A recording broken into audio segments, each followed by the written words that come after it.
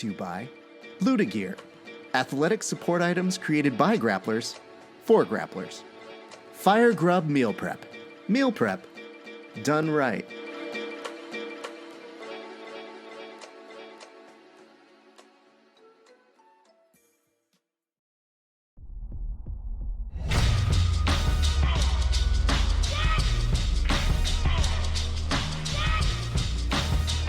Yeah. Check it out.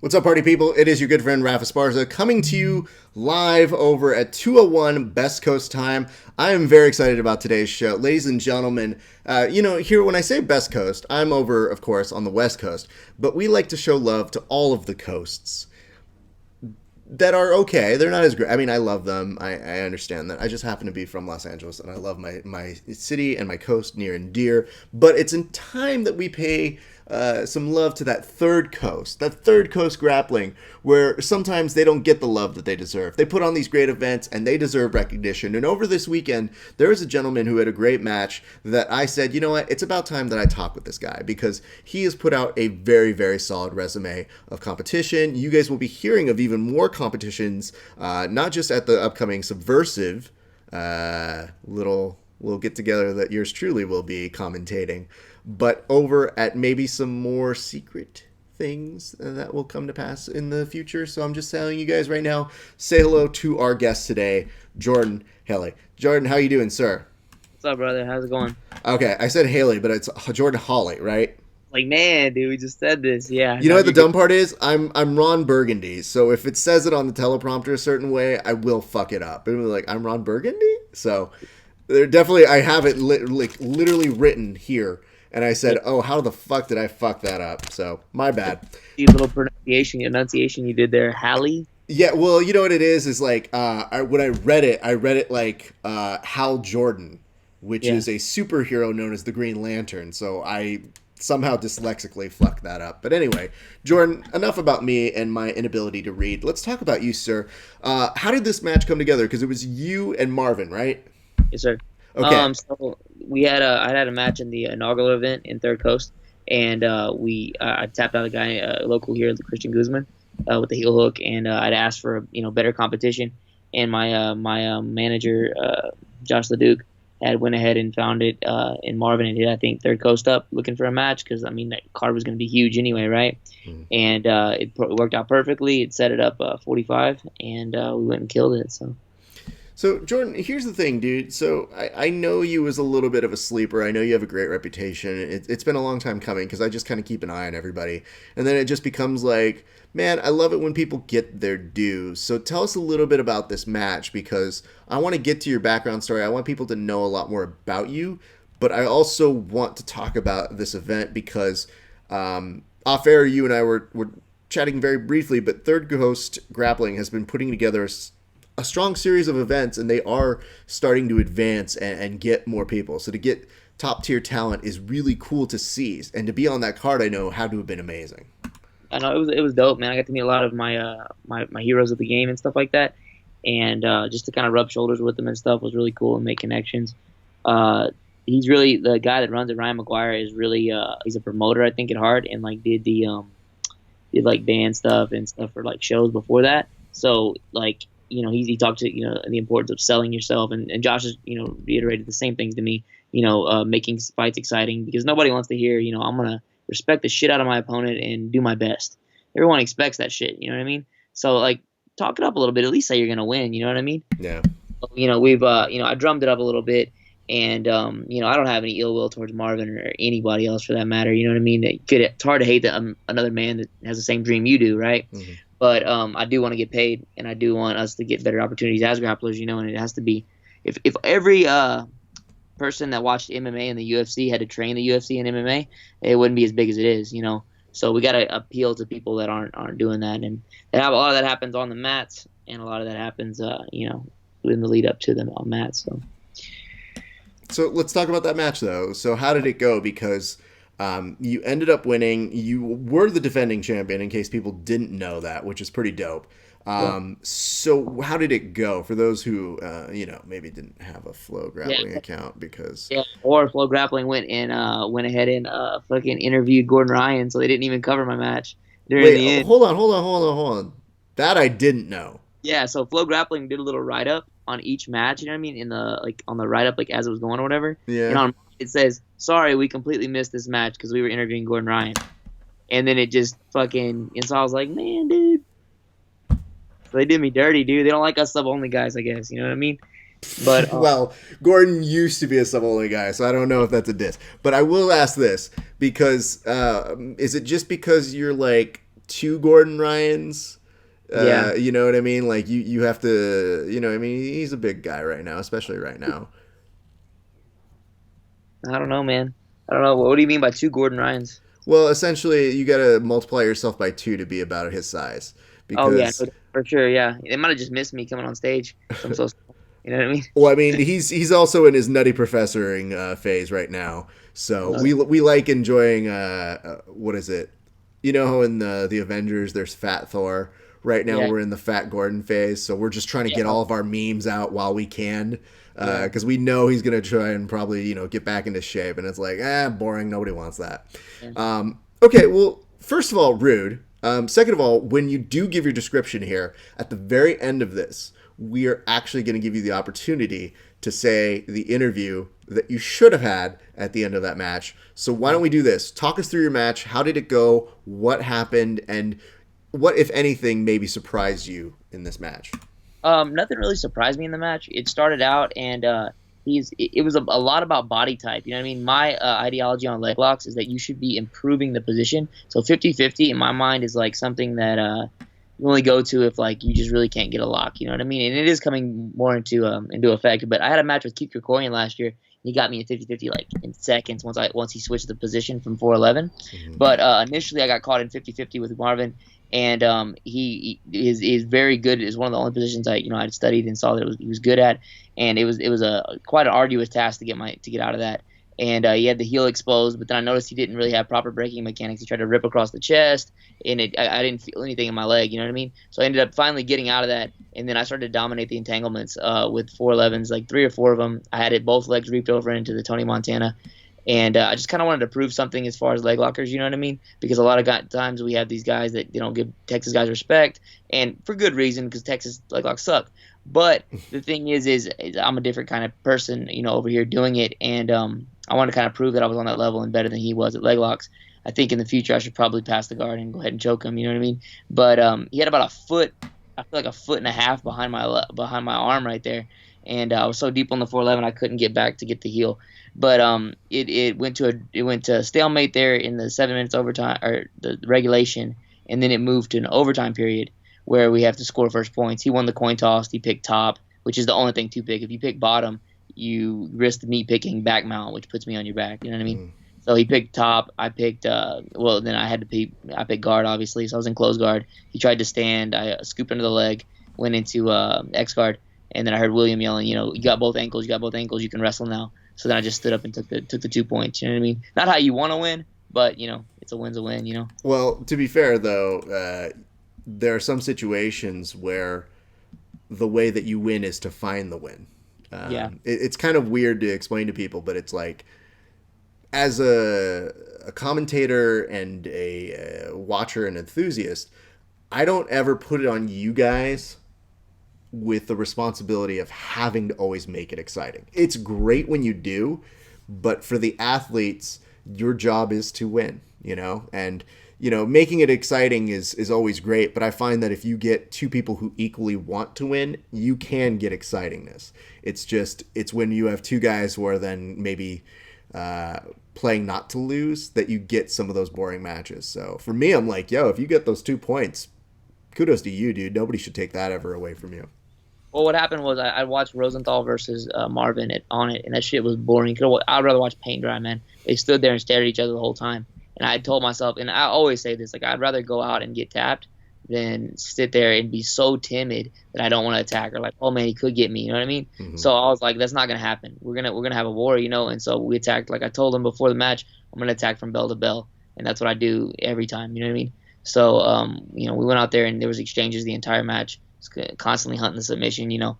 And as a competitor, I didn't want to win like that, but I did make it exciting, or we made it exciting, you know, and got the W. So. Is that really what you told him? And when did you tell him this? Did you tell him at a weigh-in or something? Instagram. I told him that I'm out here competing against the best, unlike Marvin, and I'm out here, you know, fighting because I fought Nick Gulo, who's a Matt Serra student, and tapped him the 2 weeks maybe before, you know, and I said something along those lines, and then I drummed it up some more, telling I was going to finish him, you know, and so and I did say I made the comment that I'm going to attack from bell to bell, and I won't stop attacking. So regardless of what happened.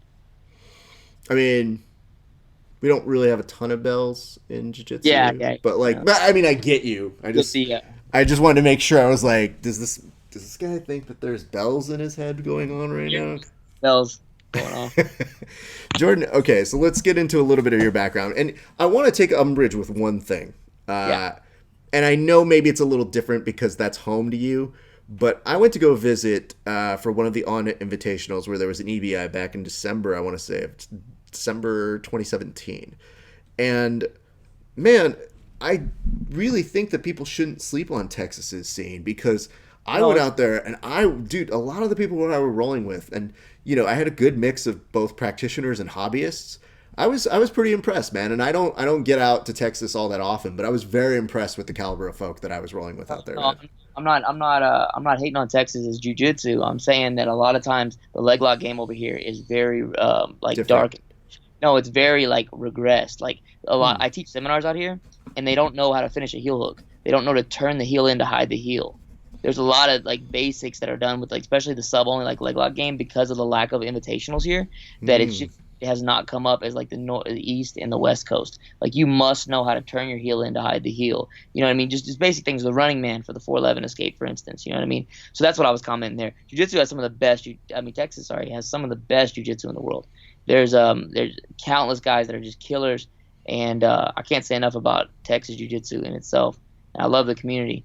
But as far as leg locks go, like man, I was in here doing back steps up until January, still just back stepping on people, and like they'll clamp down into quarter guard, you back step, and they don't even cross their foot to defend the inside heel hook. It's just there on top. So you know what I mean. So in that regard is what I was talking about, not the overall level of jiu-jitsu. I think Mateus Gabriel even won Worlds in his first year this year. So yeah.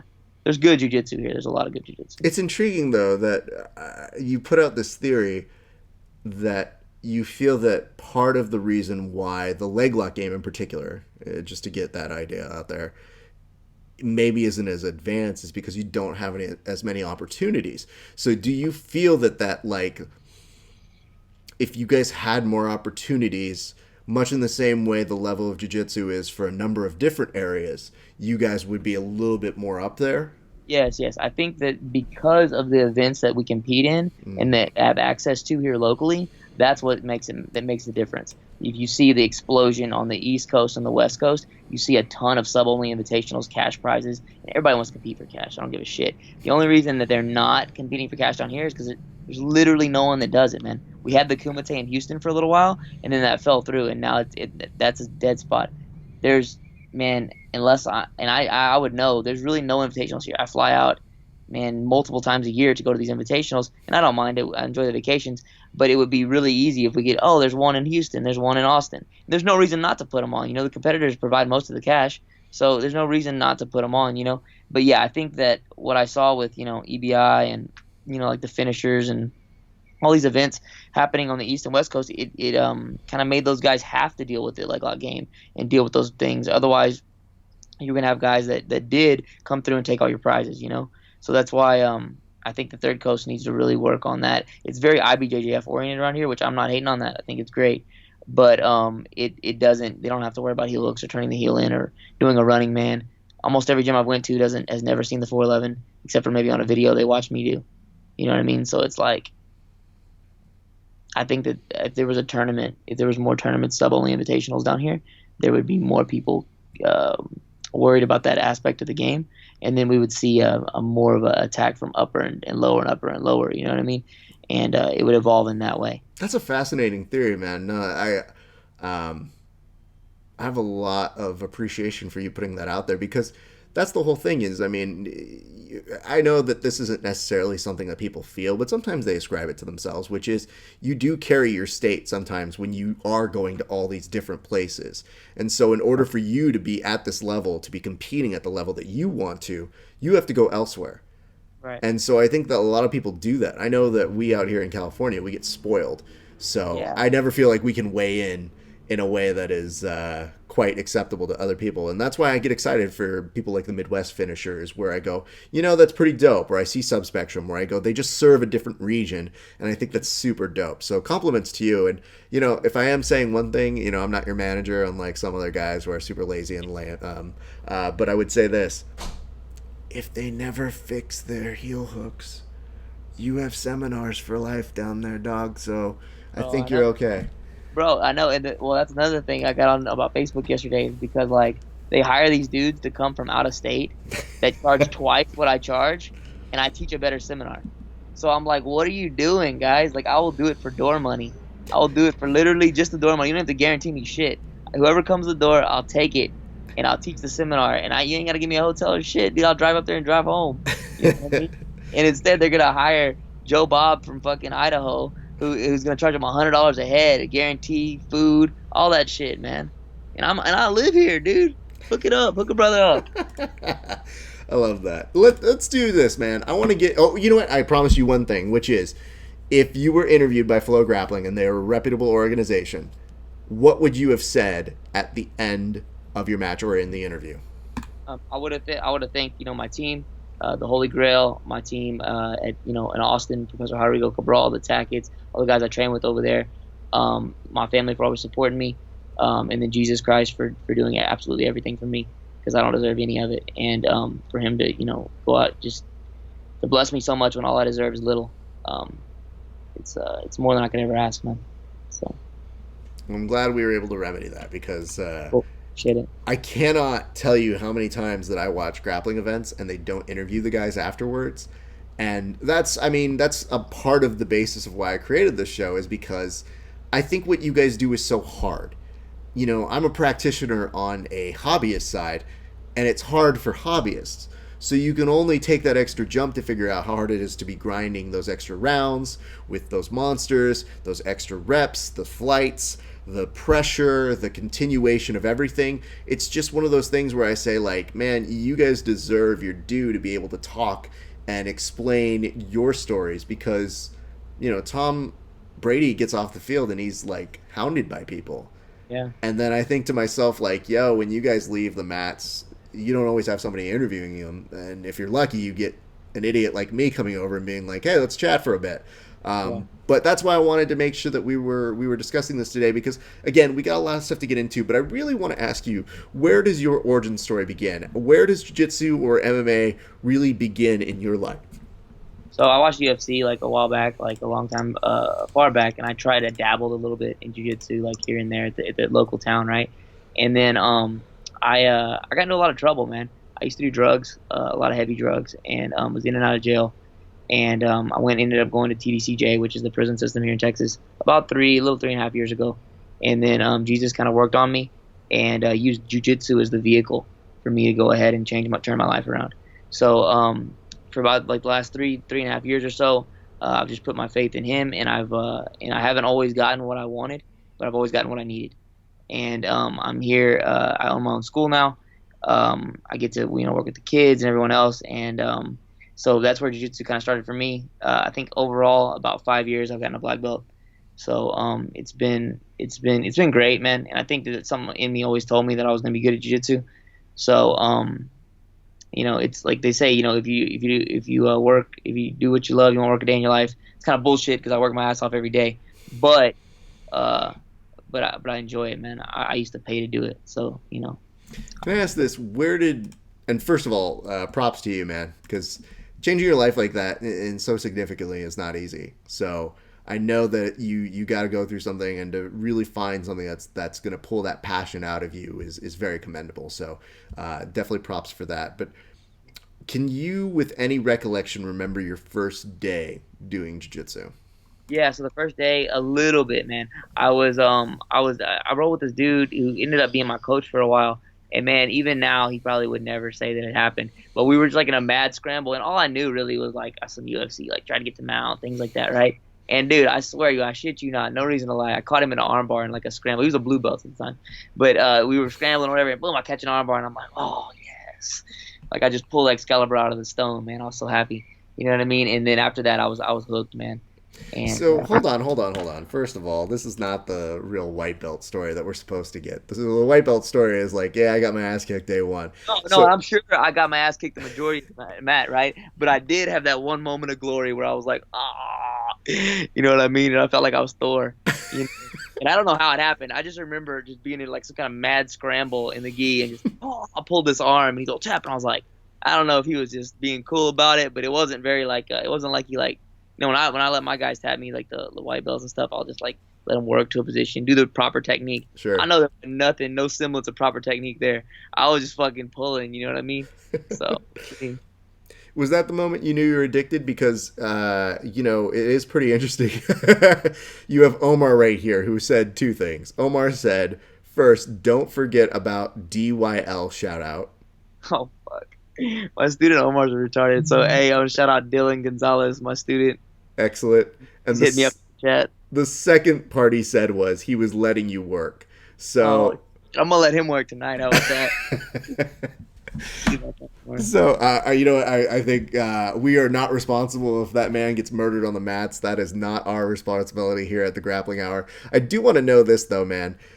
Was that the moment that you knew you were hooked? Because so many people, you hear those stories about when they go, they have to work to getting their submission. They have to work to learning that.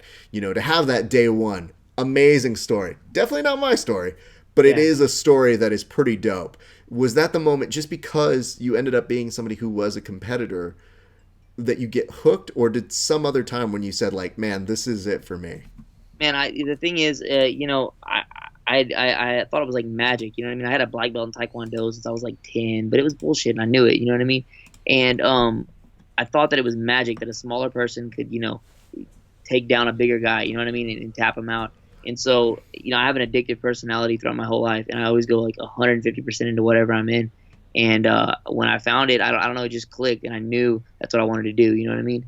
So whether or not I would have got a tap the first day wouldn't have mattered. I think I really like the idea of putting all of myself versus another person, and being physical like that. So I love the idea of jiu-jitsu, and I think that probably it kind of stuck, man. It's like I jumped into training one day and I was like, this is what I'm doing now. You know what I mean? I want to work a job. So did you? Because you mentioned Taekwondo. Were you doing other sports as a kid? Yeah, I played baseball since I was like 3. So like, yeah, my dad was always on me about playing baseball, and I knew, we would practice. I got a tree in the backyard that's got it's very faint, a red dot painted on it, where I would throw balls at it, and it's like the limbs are all tore up because I would just throw balls at it over and over, And so I definitely knew how to grind, and I knew what it took to be a winner, to be a champion, to win things, And so my father, definitely, I appreciate him for that. He's helped me out a lot immensely, not only there but in all other aspects of my life. But for sure, on how to be a competitor, I learned that at a young age. So you credit that to both baseball and your dad, or was that more your dad? Because to me, I found things that helped me in my jiu-jitsu career that have nothing to do with sports. Like, I used to do speech and debate, and the weirdest part about that is the same way that I would learn to memorize speeches, and the way that I figured out some of my deficiencies were the ways that I learned, like, oh, I need to drill like this, or I need to live position like this, just from a form of repetition and mental conditioning. So that's kind of how I cross-apply what I do. So was that what it was, or what? How did that work for you? Yeah, I think it was mainly my dad, but it was through the avenue of baseball, I think, because a lot of it was like, hey, we need to be putting in work. And I mean, I remember when I was a kid, dude, I couldn't, sometimes I don't want to go hit the ball today. And my dad would be like, boy, I'm going to spank you. You don't get your ass out here and let's play. And I was like, all right, man. And, I think that I took that away from that, is like, if you don't, especially in jiu-jitsu, especially true jiu-jitsu, if you only train whenever you feel like it, or you only train in like, man, whenever you're having a good day, you ain't going to get nowhere, man. you gotta hate that shit. You gotta be some days where you show up and you're like, fuck, man, I did not want to roll 3 times a day, and I don't want to lift. I don't want to go to the fucking gym at 5 a.m. And fuck, I don't want to do this shit. But you gotta have like this vision in your head of what you're gonna become. You know what I mean? And know that like, man, you could see the masterpiece, but the world won't ever see that shit. They'll never see that shit unless you put in the effort and the time and the repetition and fail forward. Like you said earlier, the flights and all that shit, man. Like all 2018, I didn't win one invitational, man. I won a couple matches here and there. I didn't win one invitational, and that was like I was winning everything in Texas before that, and then I started going out of state. And I beat the first guy I went against, and then Pierre Leclerc beat my ass. And I'm like, man, dude. And then I could have been like, fuck, dude, this shit ain't for me. I'm gonna be the Texas champ. You know what I mean? Or I could be like, you know what, that's not what satisfies me, and I'm gonna go out here and I'm gonna put the money out, lose the money, and lose the events, and fly and take those L's to fail forward. You know what I mean? And to get to where I'm at now. You know what I mean? And even right now, like fuck, I ain't done shit yet. I still gotta, I still want to ADCC. I like to be on EBI. You know what I mean? Polaris. Those are some things I really want to do, and they'll come, God willing. It's just gonna take, me failing. It's gonna take more wins, more losses, more injuries, more training. You know what I mean? So I guess the understand the grind for my dad. I just definitely tell people jiu-jitsu is the best pyramid scheme we could ever get people involved in. It's just like one of those things where it's like, no, just pay a little bit now and then go compete, but pay for yourself, and you're gonna learn if you don't win, and that's the reward. Congratulations, that's what you paid for.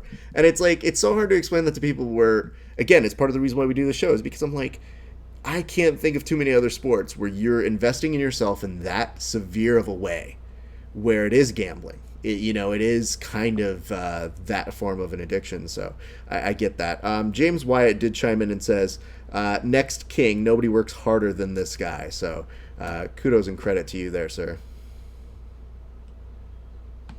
I do want to ask this, though. When did you know you wanted to be competing at such a high level? Because it's one thing to be a hobbyist, it's one thing to have an appreciation and love for this sport, but when did you know that you wanted to jump up in terms of competition and like really, really actively be competing at a high level? Right after I got out, I was still a blue belt. I hadn't won shit, man. I had won like literally nothing. I think I got a silver a couple times as a white belt, right? Grappler's Quest. I won this local in Corpus tournament called Turtle Guard, 3 subs, and I got gold. I remember my dad, we were driving back to Corpus, he's like, man, boy, you actually pretty damn good at this. You know what I mean? And I'd already been saying, like, when I was locked up, I'd been telling everybody, they made us do meetings and shit, and they want you to say, like, I'm an addict or whatever, right? But whenever, I'd stand up and announce myself, I'd be like, I'm Jordan Ali, I'm a world champion. And I would always come with that because you don't want to claim some bullshit. You know what I mean? You don't want to always be, if I stubbed my toe 6 years ago, I don't want to be crying about that shit now. You know what I mean? So, like, I wanted to always, like, something better. You know what I mean? And I don't know, man, something inside me told me I wanted to be a world champion. I wanted to do and compete at the highest level. You know what I mean? I guess maybe there was a little bit of an identity crisis there once I'd lost everything. You know what I mean? That I was kind of like, that I was doing prior to that. I kind of latched onto jiu-jitsu, So when you were locked up, and I don't know how much you want to speak about this, but I'd love to ask because of this reason. I feel like people would really understand and relate, and those who have been in through hard times would really find something through this. But first of all, what did you get locked up for? Possession of methamphetamines. Okay. So when you did get locked up, that time that you were away, was it hard to be away from training? Because I know what training does for so many people, and if you were doing it before and you said that when you got out, you went straight into competing, was that on your mind, or what was that mentality like? Yeah, it was on my mind. A lot of the pictures everybody sent was like comp photos and team photos and stuff like that. And my coach at the time was real supportive, came out and visited me and things like that, you know what I mean? And what I'd done, I mean, I'd been training, right? But it wasn't the level, certainly not the level that I am now, but it wasn't as much training as I should have been doing, you know what I mean? And I was very much sliding off, missing, like leaving my house for weeks, like, just living a very vagrant kind of lifestyle, And so it wasn't, once I'd sobered up and kind of got my head on straight, I had a lot of time to think about what I wanted to do and, who I wanted to be, who my friends were, what was important, you know what I mean, those things. And so that's kind of, I'm forgetting the question now. No. I was just curious because I'll tell you this much, man. I take a couple days off of jiu-jitsu, my brain goes a little crazy. Yeah. And, again, as a hobbyist, and that's really what my passion is going out there and training and getting the ability to get that mental break of going somewhere else and training. And that helps me. And I always put myself in the position of so many other athletes that I talk to that say, oh, I was injured, I had to be away from it. But it's a very different scenario where you're in a very good athletic place in your life and that you want to get back to it the minute you have the opportunity to. So I can only imagine what that must feel like, and especially to hit the ground running like that. When that did happen, though, we hear this said so many times, but I do wonder if it is true in your case. Did jiu-jitsu kind of save your life? Because I see that hashtag go up, and I mean, like, I love those stories, but I don't know. Was that something that was a motivator that pulled you? Yeah, no, like what I say is definitely. I don't think that phraseology or anything pulled me into it. Like, man, I was looking for jiu-jitsu to save me.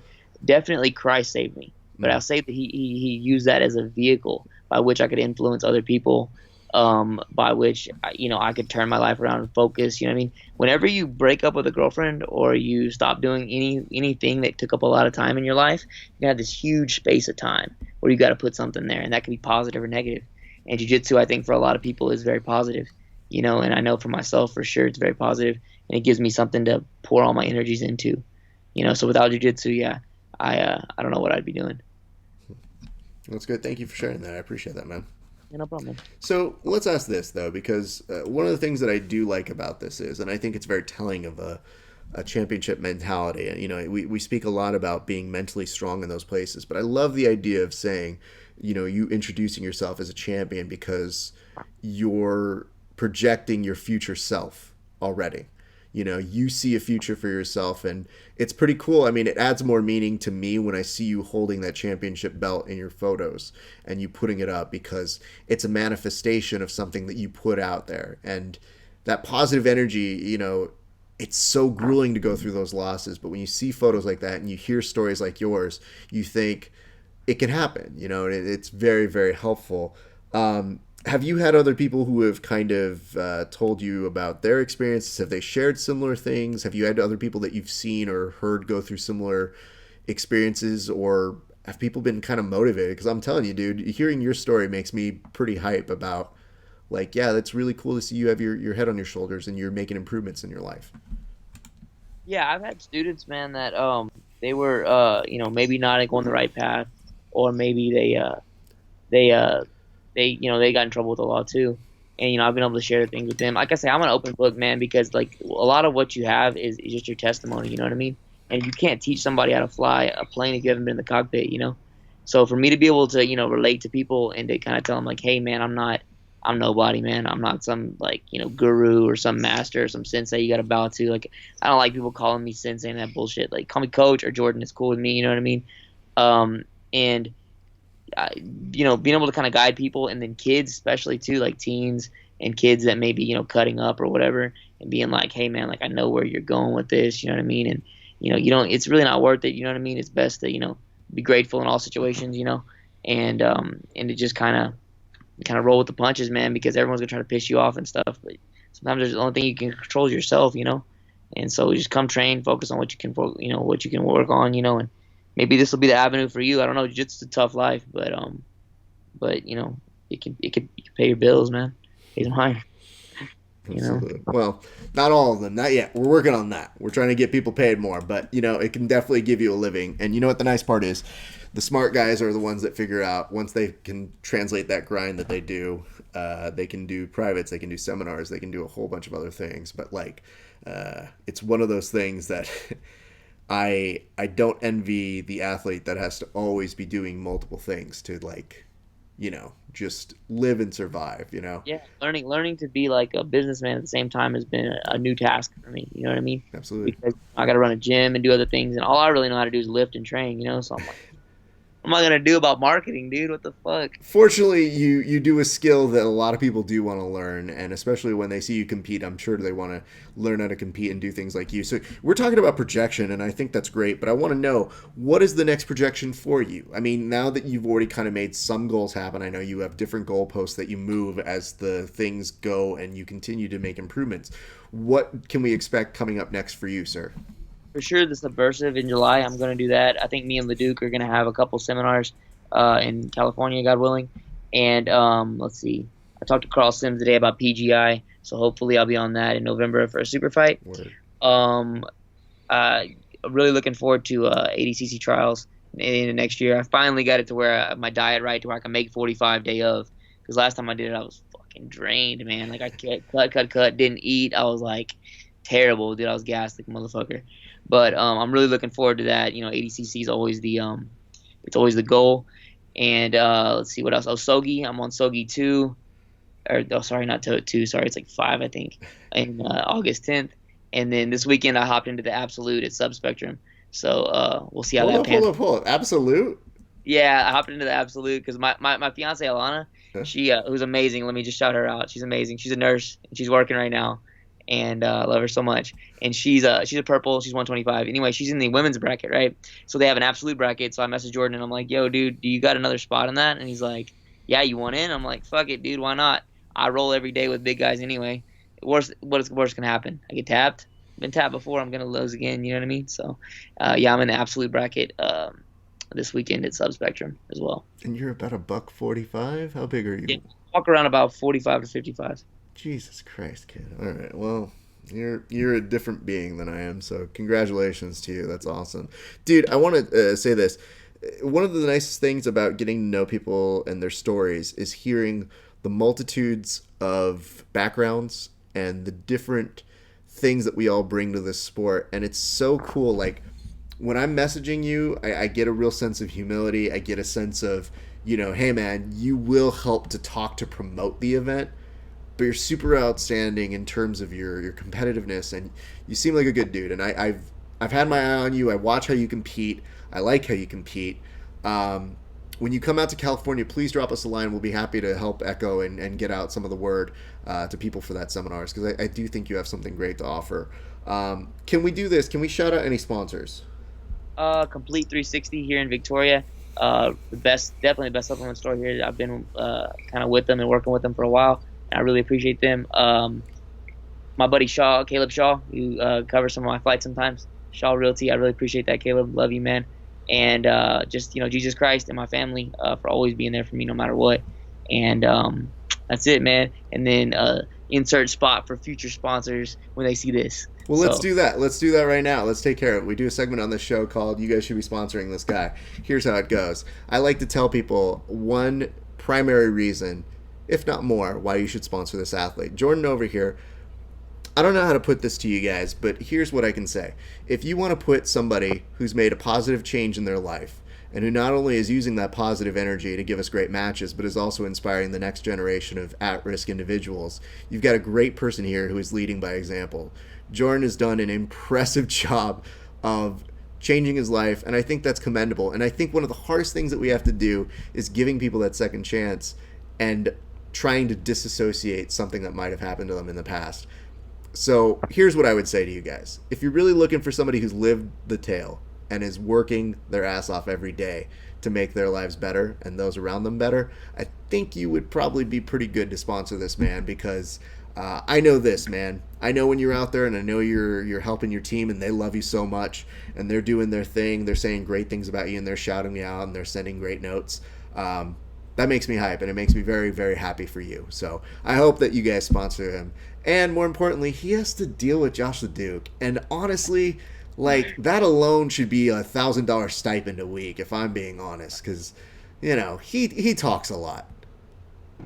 True, it is true. A lot. He's also 20. Oh, he also works with Mission 22 and vets. Hey, that's super commendable too. Can you talk about a little bit about that before we start to wrap things up, man? Yeah, so Mission 22, they provide training for vets and stuff. I haven't had anybody hit me up yet for it, but it provides training for vets here, and I think they pay the first 3 months if you apply through them, maybe up to the first 6. So, just come into the Holy Grail, man, and I'll take care of you, dude. I can make concessions for you or whatever, man. I really appreciate what the military's done, to keep our lives secure and stuff like that. So, I'm always willing to work with people. And I'll say something else about that, but I forget now. But Oh yeah, shit! I mean, I can't believe. You know what the weird part is I always feel like that's stuff that maybe doesn't even get publicized all that much because I know so many people who have benefited from coming straight from the military to go straight into training because they get it. They get that realm of like, here's a regimen, here's something that's athletic. There's a whole hierarchy system that they're like, oh yeah, I'm used to this. This is no problem to me. And so to me, I'm like, dude, it's a no brainer. So I would really hope we can help get the word out there to get people to take advantage of that because I've seen so many vets who have really benefited from using jiu-jitsu as well. So, we'll definitely clip this up and put it up. But thank you, James, for telling us that because I wouldn't have known that had this little asshole not told me. But yeah, I think it's a great thing to talk about. nobody hits me up, so I'm like, fuck, dude. I forgot the program, to be honest with you. Well, it's a great program, and I think it's really dope that you do that. So let's do this, man. I'm very excited to commentate your match, mostly because I get a crack at talking about somebody who I think is putting out some exciting matches out there, and I look forward to seeing it, and I don't apologize in advance for any jokes I say about you. It's all good, man. I have a good sense of humor, so it's all good, brother. Excellent. All right. Well, let's do this. Let's go ahead and shout out where can people find you, where can people follow you, all that good stuff, man. At jholly90 on Instagram, and it's JHOLY like the Bible 90 at Instagram, or Jordan Holly on Facebook will work. Also, my YouTube, Holy Grail BJJ. I subscribe, like, comment. I will put out the best leg locks. I put out anything you guys want. You send me a fucking comment. I do chokes. I do passes, sweeps, leg locks, whatever, man. Subscribe. I need that AdSense, baby. That's the best. I've never heard anybody give a shout out to AdSense at the very end.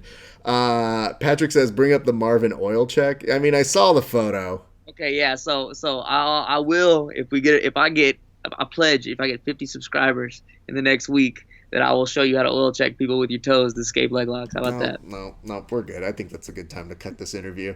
Jordan, I want to say this. Thank you so much, man, for sharing your story. Thank you for coming on the show. We look forward to interviewing in the future because here's the thing. I always like to say this to people who I know grind. We'd love to interview people after they win big things. It just seems inevitable that we'll be chatting with you again very soon, sir. Appreciate you, man. Thank you for the opportunity, man. Very good. Guys. Thank you guys so much for tuning in. We will be back tomorrow. We've got a mega episode tomorrow coming in as well.